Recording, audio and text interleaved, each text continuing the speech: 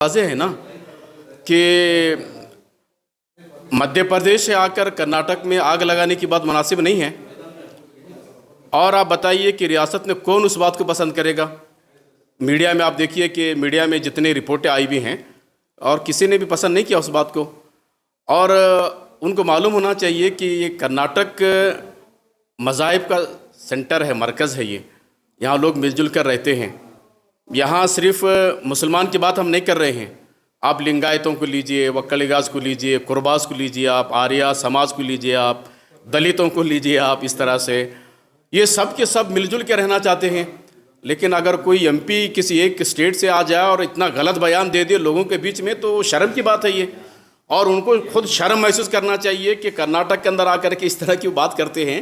हम समझते हैं कि उन्होंने किसी एक कम्युनिटी के बारे में नहीं कहा है, बल्कि पूरे कर्नाटक के बारे में कहा है। पूरे कर्नाटक के लोगों के सिलसिले में उन्होंने इस तरह की बातों कही हैं।